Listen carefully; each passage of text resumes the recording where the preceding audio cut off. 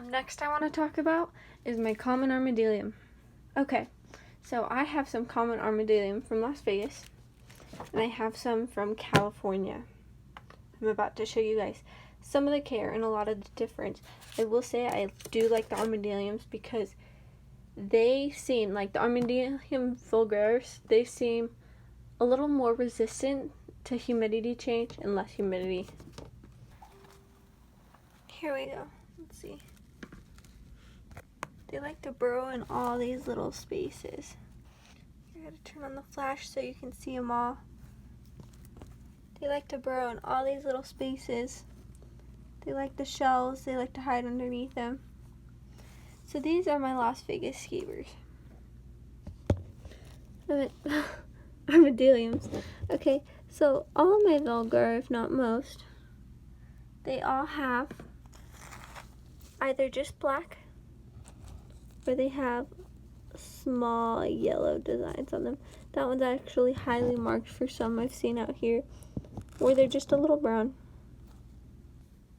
But these, they do like to burrow, so I try to give them a little bit more substrate than I do with my normal ones.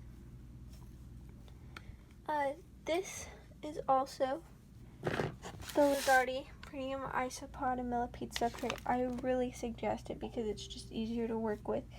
I will be experimenting with making my own soon.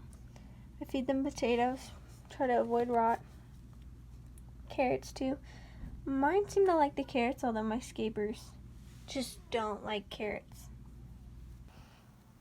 That common Armidillium is also from Vegas. He's highly marked. He's absolutely beautiful. Love it. I have sold the majority of my Nevada common Armidillium, especially my Vulgare. This, I'm about to switch to a bigger one. These are mine from the Lone Pine. Like that one is so yellow to the point where it's almost green down in there. But here we go. There's a bunch of weird colored ones. Some are actually red in person.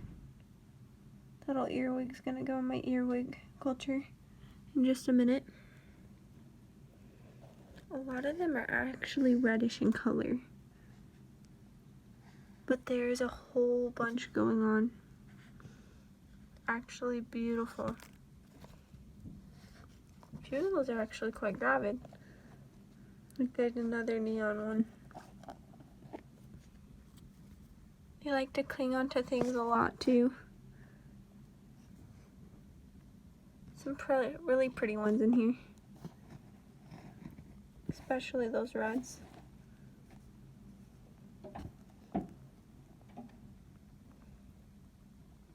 You can see some babies too down in there.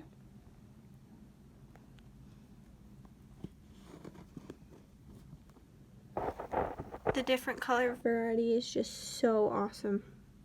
I try to keep with my common substrate. I don't necessarily for my common scabers or a lot of the Las Vegas Armidilliums I find in Nevada Armidilliums. But for these, I use that substrate with a bit of calcium chunks. Those are just absolutely so gorgeous.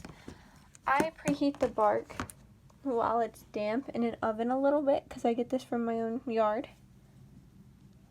And I have the moss, and I did the same with a few of the leaves in here. You can see those having a go at the cuddle bone.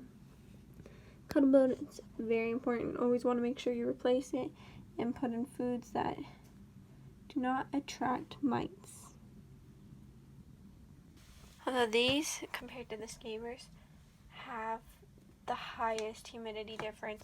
I just sprayed this, that's why there's so much condensation right here, and I only really sprayed the lid because these ones, from my experience, prefer lower humidity and higher ventilation. I make sure all of mine are well ventilated. Always check to make sure there's enough humidity. And they don't require much. I just want to make sure the dirt is not dry so they are able to breathe and be well hydrated. From my experience, these are the best starter species.